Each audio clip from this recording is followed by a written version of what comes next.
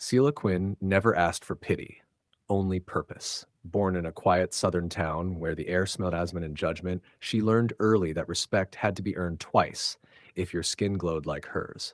Her father, a patient school bus driver with silver hair and stories that could fill a novel, always told her, "Baby girl, don't ever let small minds measure your worth." Her mother, a librarian whose voice carried calm wisdom, would smile softly and add, "And never forget, knowledge is the quietest form of power." Those lessons became Sela's armor. She grew up watching doors close before she could even knock. Teachers assumed, neighbors whispered, and when she mentioned her dream of serving her country, people laughed. Military? They'd sneer. Sweetheart, you're better off teaching Sunday school. But Sela was fire in disguise. She studied harder, trained longer, and walked straighter than anyone expected. She didn't join to prove anyone wrong. She joined because she believed in duty, discipline, and dignity. Still, when she arrived at the base, it didn't take long for the smiles to fade. Her confidence made some uncomfortable, her calmness made others insecure. One man in particular, her superior, seemed to find joy in dimming her light. And as the days passed, the air around Sela thickened with unspoken tension. She could feel it in every order, every glance, every word that wasn't said, but meant everything. If you're already feeling for Sela, hit that like button and subscribe, because her story is just beginning. Every morning, Sela walked into that base with quiet pride, uniform pressed, boots gleaming, eyes steady. But no matter how flawlessly she performed, Captain Harlow always found a way to cut her down. His insults weren't loud, they were deliberate, sharpened to slice without leaving a visible wound. "You sure you read the report right, Quinn?" he'd ask in front of the others, smirking. "Wouldn't want emotions clouding your judgment." The others would shift uncomfortably, eyes darting away, pretending not to hear the venom dripping from his words. Sela never reacted, not once. She refused to give him that satisfaction.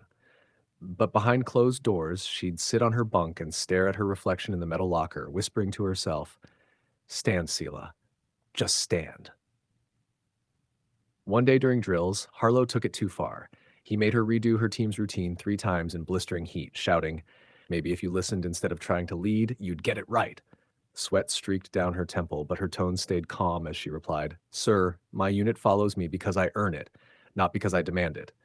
That quiet clapback stung more than a scream. The men around her started to notice.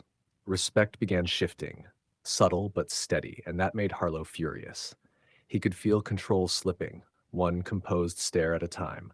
But what Sela knew, and he didn't, was that every moment of humiliation was being carefully recorded. If you're enjoying this, hit like and subscribe. Things are about to explode. The turning point came on a scorching Friday morning. The base buzzed with routine energy, drills, reports, laughter echoing from the mess hall, but Sela felt a storm building. Captain Harlow had called for a special inspection, his favorite excuse to humiliate her publicly.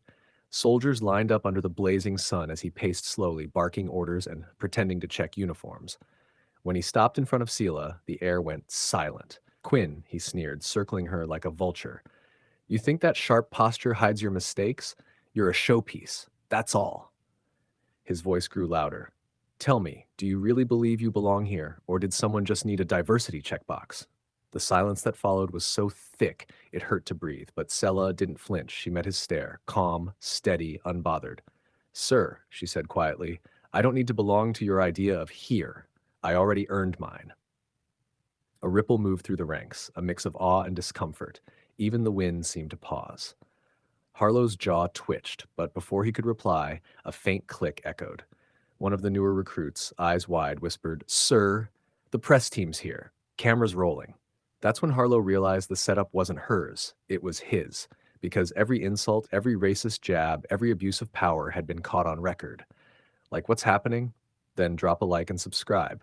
The real reckoning starts next. The footage dropped like a bomb. Within hours, the base command was flooded with reporters, investigators, and whispers sharp enough to cut steel. Captain Harlow strutted in that morning, still pretending control, until the commander himself appeared, holding a tablet, expression frozen. "Care to explain this?" he asked coldly. The screen showed Harlow's sneers, his racial taunts, his unfiltered humiliation of Sela, every frame clear as daylight. The soldiers he'd bullied into silence now stood taller than ever. No one saluted him, No one spoke for him. The mighty voice of authority cracked into a mumble. She set me up. Selah stepped forward, posture flawless, eyes calm. No, sir, she said softly. You set yourself up. I just stopped protecting your comfort. The room fell silent. Even the hum of the air conditioner seemed to bow. When the commander stripped Harlow of his rank in front of everyone, it wasn't just justice, it was poetry. Weeks later, Selah walked the same base, her boots clicking steady on the same ground that once tried to bury her.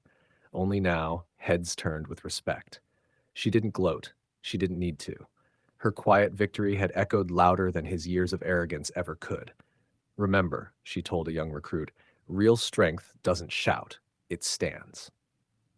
If this story moved you, hit that like button and subscribe to Splendid Tales, where true strength always finds its moment to rise.